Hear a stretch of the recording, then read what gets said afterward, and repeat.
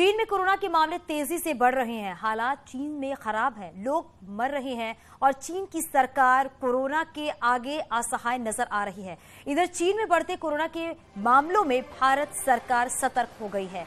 चीन में कोरोना को लेकर केंद्रीय स्वास्थ्य मंत्री मनसुख मांडविया ने एक अहम बैठक भी की है। ये बैठक करीब 2.5 घंटे चली है। इस बैठक में कोरोना के मौजूदा हालात की समीक्षा की गई है। बैठक में स्वास्थ्य मंत्रालय, आयुष मंत्रालय के कई आला अफसर भी शामिल हुए हैं और इसके अलावा फार्मास्यूटिकल और साथ ही जैविक प्रौद्योगिकी विभाग के सचिव, ICMR के महानिदेशक राजीव बहल, नीति आयोग के सदस्य VK पॉल और टीकाकरण पर राष्ट्रीय तकनीकी सलाहकार समूह के अध्यक्ष NL अरोड़ा समेत कई बड़े अधिकारी शामिल हुए। बैठक में इस बात पर भी जोर दिया गया कि लोग एक बार फिर कोरोना के नियमों का पालन करें, मास्क और 2 गज की दूरी जैसे नियमों को अपनाएं, भीड़ भाड़ वाली जगहों पर लोग जाने से बचें और इसके साथ ही कोरोना की बूस्टर डोज जरूर लगवाएं। 18 के ऊपर प्रिकॉशन डोज सबको लगनी चाहिए, लेकिन लगी है सिर्फ 27-28%। तो हम अपील करेंगे कि प्रिकॉशन डोज जिसको नहीं लगी है वो ले लीजिए। ये भारत की पेंडेमिक रिस्पांस का एक पिलर है, पॉलिसी है, वैक्सीन अवेलेबल हैं, तो उसको तरफ जाइए। और पर्टिकुलरली जो हमारे सीनियर सिटीजन्स हैं वो कोई छूट गए हैं प्रिकॉशन डोज से, तो हमेशा की तरह जैसे हम पहले भी अपील करते थे कि उनका हमें ज्यादा ख्याल करना है। सीनियर सिटीजन्स क्योंकि वल्नरेबल हैं और बीमारी वाले व्यक्ति वल्नरेबल ज्यादा होते हैं, तो ये खासकर उनके लिए अपील है कि अगर आपको प्रिकॉशन डोज नहीं लगी तो लीजिए, लेकिन सभी को प्रिकॉशन डोज जो है वो मैंडेटेड है, गाइडेड है और उसको लीजिए। अगला पॉइंट ये आता है कि हमें इसके अलावा भी जनरल प्रिकॉशंस लेनी है, जो कि कोविड अप्रोप्रिएट बिहेवियर की बात हम करते हैं। उसकी एडवाइजरी अभी भी हम क्या कहते हैं कि अगर हम क्राउडेड प्लेस में हैं, चाहे बाहर, जैसे मैं अब क्राउडिंग में आ गया हूं तो मुझे मास्क लगाना है, अंदर भी अगर क्राउडिंग है तो वहां भी हमने मास्क लगाना है। इसी प्रकार सोशल डिस्टेंसिंग की जो एडवाइजरी अभी तक है आपके समक्ष, उसका ख्याल रखिए।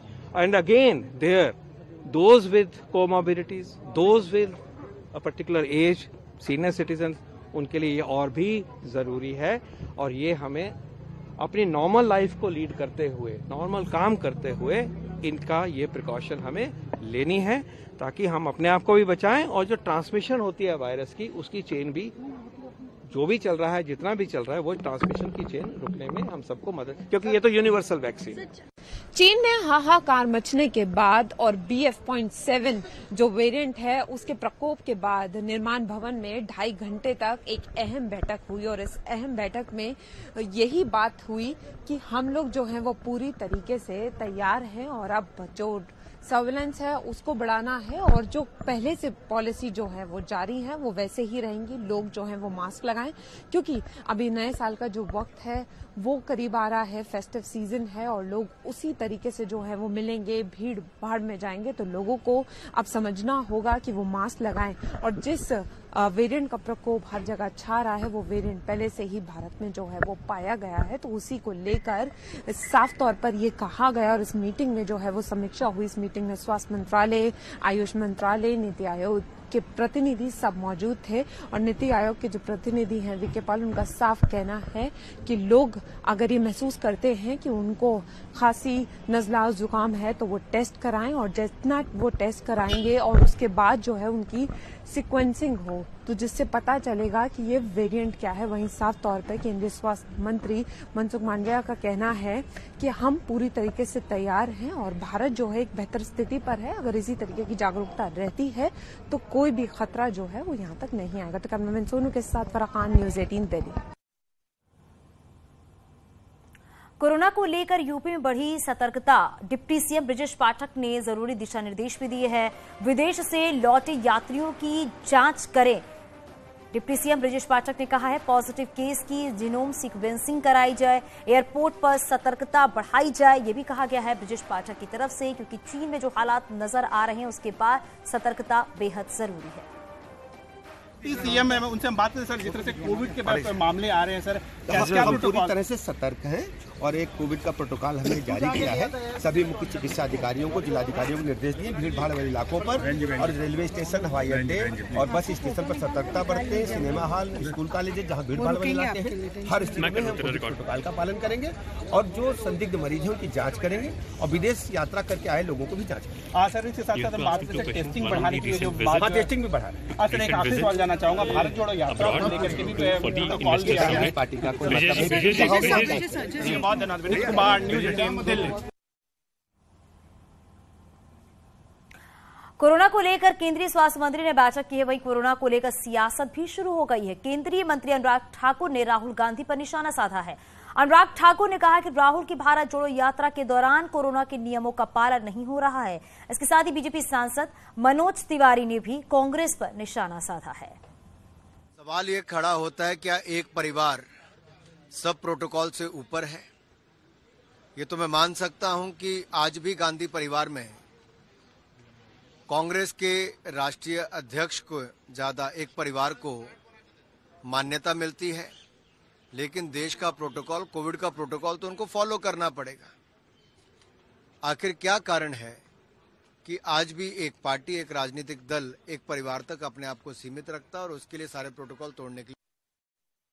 देखिए, जिस भयावहता के साथ चीन में एक बार फिर से कोविड का प्रकोप दिखा है, मैं तो देश के सभी लोगों को, सभी नागरिकों से या कहीं गैदरिंग करने वाले लोगों से, सभी लोगों को मैं प्रार्थना करना चाहता हूं कि आप सब अपनी अपनी सुरक्षा का ध्यान रखें।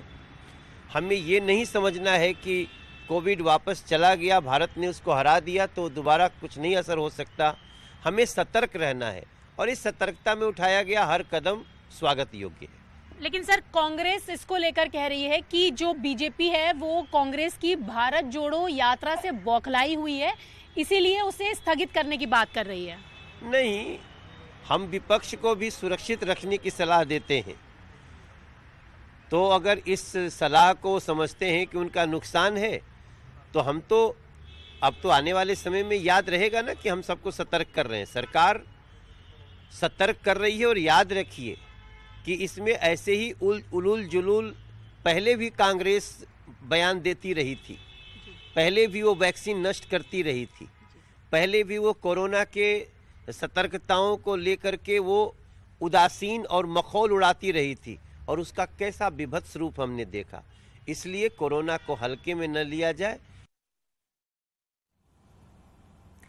कांग्रेस नेता पवन खेड़ा ने बीजेपी पर निशाना साधा है। पवन खेड़ा ने कहा है कि राहुल गांधी के भारत जोड़ो यात्रा में भारी भीड़ हो रही है, जिससे बीजेपी डरी हुई है। पवन खेड़ा ने कहा है राजस्थान और कर्नाटक में बीजेपी नेता यात्रा निकाल रही हैं, लेकिन सरकार उनके लिए, आपको बताएं कि नहीं बना रही है, लेकिन सरकार उनके लिए नियम जो है वो नहीं बना रही है।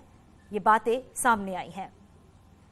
तो बीजेपी अपने नेताओं को या भाजपा की सरकार को देश की चिंता होती तो इस तरह का पत्र सतीश पूनिया को भी लिखते, जो जन आक्रोश यात्रा निकाल रहे हैं राजस्थान में। इस तरह का पत्र कर्नाटक भाजपा को भी लिखते, वो अपनी एक यात्रा निकाल रहे हैं।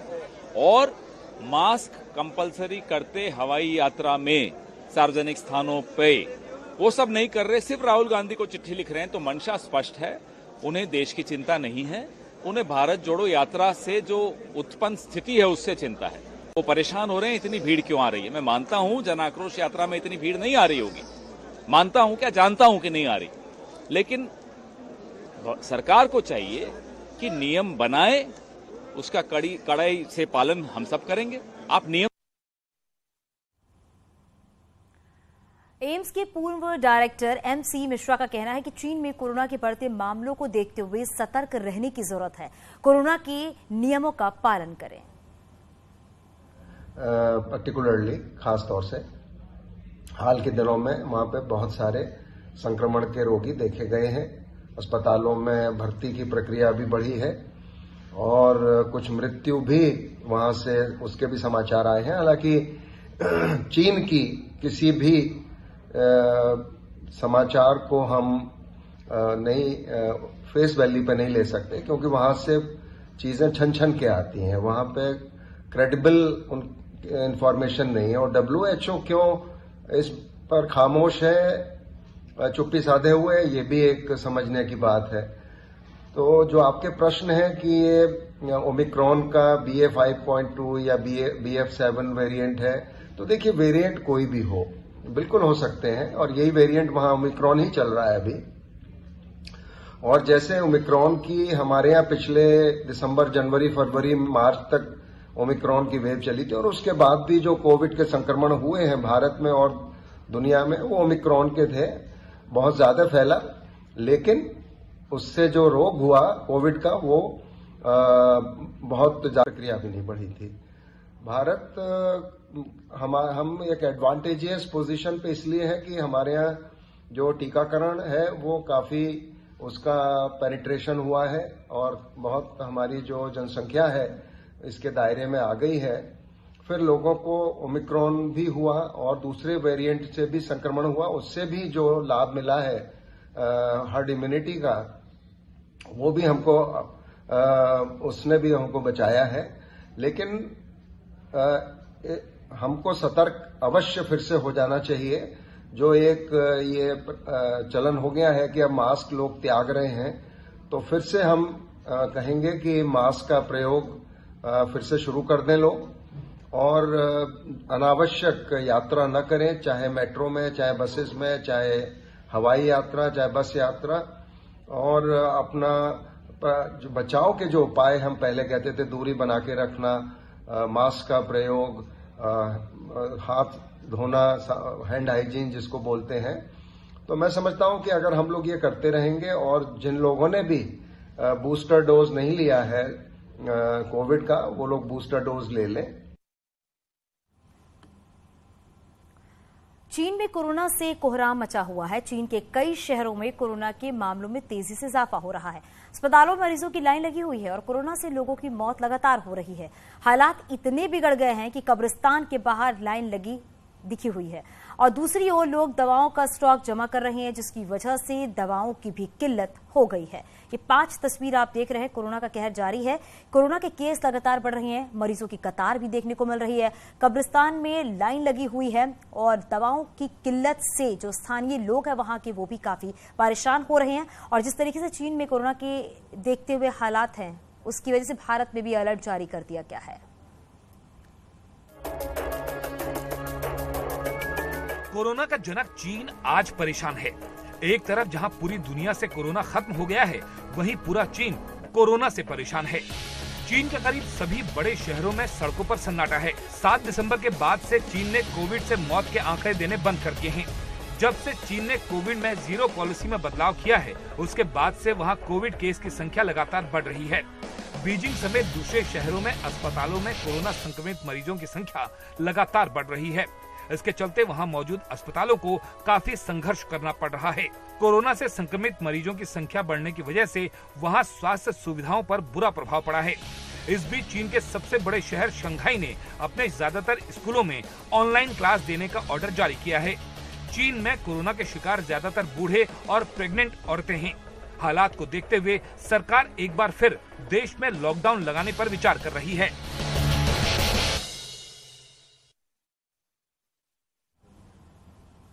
चीन में एक बार फिर कोरोना का कहर देखने को मिल रहा है। कोरोना से हालात ऐसे बने हैं कि साल 2022 की याद आ रही है। अस्पताल कोरोना मरीजों से भरे पड़े हैं, लाशों का अंबार लगा हुआ है, शमशानों में जगह कम पड़ रही है। चीन में कोरोना 3.0 का कोहराम मचा हुआ है। चीन में कोरोना के नए वेरिएंट से तबाही मची हुई है। आप ये रिपोर्ट देखिए।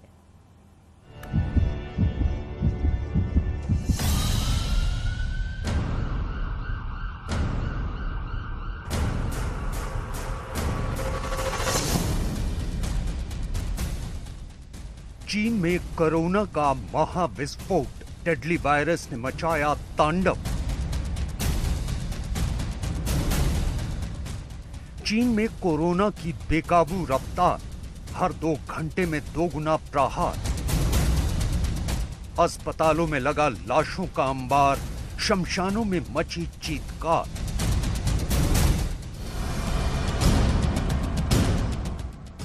चीन में जन्मे कोरोना का ये अब तक का सबसे विकराल रूप है। चीन पर कोरोना का ये अब तक का सबसे प्रचंड आघात है और चीनी नागरिकों की जिंदगी के लिए यह सबसे मुश्किल वक्त है। इस बार चीन में कोरोना 3.0 का ऐसा अटैक हुआ है कि उसका सामना जिनपिंग सरकार चाहकर भी नहीं कर पा रही।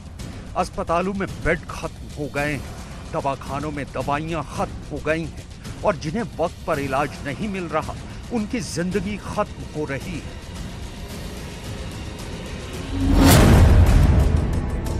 चीन में अचानक कोरोना का ऐसा डेडली अटैक कैसे हो गया? कोविड को लेकर चीन की सारी तैयारी नाकाफी कैसे हो गई? और जिस वायरस को कोरोना महामारी की शुरुआती 2 लहरों में चीन ने काबू करा था, वो इस बार चीन में कहर कैसे बरपा रहा है? आपको इन सभी सवालों के जवाब हमारी इस रिपोर्ट में आगे मिलेंगे, लेकिन पहले देख लीजिए कि कैसे चीन में कोरोना 3.0 की मार भारत में आई कोरोना की दूसरी लहर से भी जोरदार है।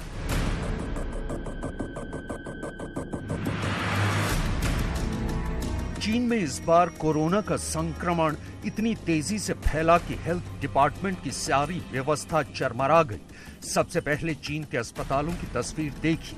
अस्पताल में मरीजों की तादाद इतनी ज्यादा है कि फिजिकल डिस्टेंस भूलकर डॉक्टरों ने एक के पास एक मरीज को लेटाया हुआ है। बेड से लेकर फर्श तक कहीं भी खड़े होने की जगह नहीं है।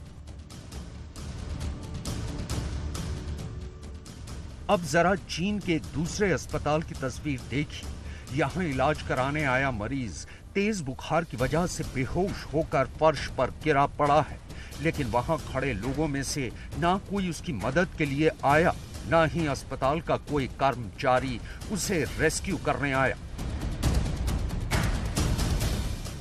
ये चीन के हेनान प्रांत में एक अस्पताल की तस्वीरें हैं, जहां लाशों का अंबार लगा हुआ है।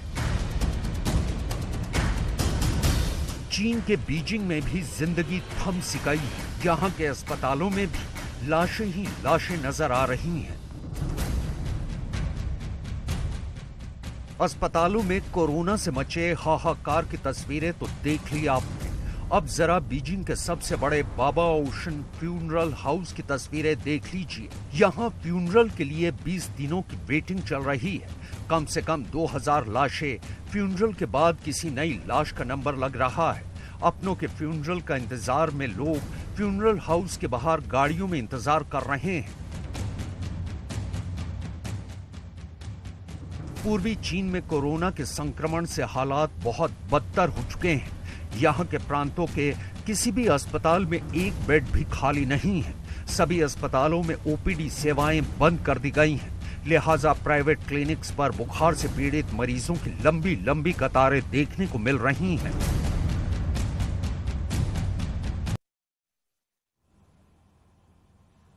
चीन में कोरोना की दहशत है। लोग अपने अपने घरों में कैद हो गए हैं।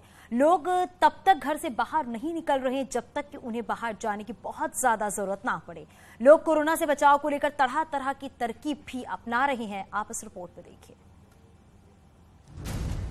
पूरे चीन में इस वक्त कोरोना की ऐसी दहशत फैली हुई है कि लोग अपने अपने घरों में कैद हो गए हैं और तब तक बाहर नहीं निकल रहे हैं जब तक कि उन्हें बाहर जाने की बहुत ज्यादा जरूरत ना पड़े। चीन के एक बाजार की जरा ये तस्वीर देखिए। जिनपिंग सरकार के इंतजामों से लोगों का भरोसा उठ गया तो लोग खुद ही अपने बचाव अपने अपने तरीके से करने लगे हैं।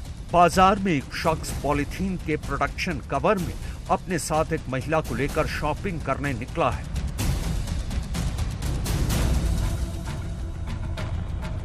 इस बीच एक अमेरिकी साइंटिस्ट और महामारी विशेषज्ञ की चेतावनी से चीन में हड़कंप मचा हुआ है।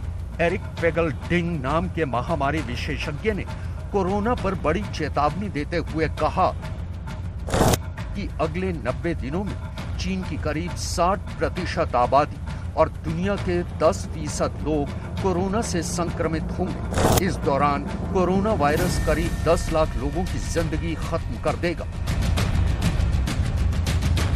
चीन में अचानक कोरोना वायरस के डेडली अटैक के पीछे जिनपिंग के उस फैसले को जिम्मेदार बताया जा रहा है जिसमें जिनपिंग ने कोरोना के खतरे को भांपने में भूल कर दी और चीन में लॉकडाउन में ढील दे दी। चीन में जैसे ही जीरो कोविड पॉलिसी खत्म हुई, वैसे ही वहां कोरोना के मामले तेजी से बढ़ने शुरू हो गए। चीन में कोरोना की वजह से हो रही बेहिसाब मौतों के लिए एरिक पेगल-डिंग ने सीधे तौर पर शी जिनपिंग को जिम्मेदार ठहराया है। उन्होंने चीन की कम्युनिस्ट पार्टी सीसीपी यानी सरकार पर आरोप लगाया कि सरकार ने लोगों को उनके हाल पर छोड़ दिया है। सरकार की नई पॉलिसी है कि जिसे संक्रमित होना है हो जाए, जिसकी मृत्यु हो रही है उसे मरने दिया जाए। जल्दी संक्रमण, जल्दी मौतें, जल्दी पीक, यानी सब कुछ जल्दी ही ठीक हो जाएगा। दरअसल अब तक चीन जीरो कोविड पॉलिसी पर टिका हुआ था। उसका पूरा कोरोना मैनेजमेंट आइसोलेशन के आधार पर टिका था, जिसे जिनपिंग ने बिना सोचे समझे खत्म कर दिया। नतीजा, कोरोना का संक्रमण इतनी तेजी से हुआ जिसे काबू कर पाना अब सरकार की बस में नहीं रहा। जिनपिंग की दूसरी सबसे बड़ी गलती ये रही कि उन्होंने लोगों को कोविड टीका लगाना जरूरी नहीं किया। लिहाजा चीन में सिर्फ 38% लोग ही वैक्सीनेटेड हैं, जबकि 65 साल की उम्र पार कर चुके लोगों में से महज 10% लोगों ने टीका लगवाया है। ऐसे में चीन में कोरोना के खिलाफ इम्यूनिटी डेवलप ही नहीं हो पाई है। इस बार चीन में कोरोना के हाहाकारी संक्रमण ने जिनपिंग के उस झूठ की भी पोल खोल दी है। यहाँ रुकें, छोटे से ब्रेक के लिए चलते लौटते हैं।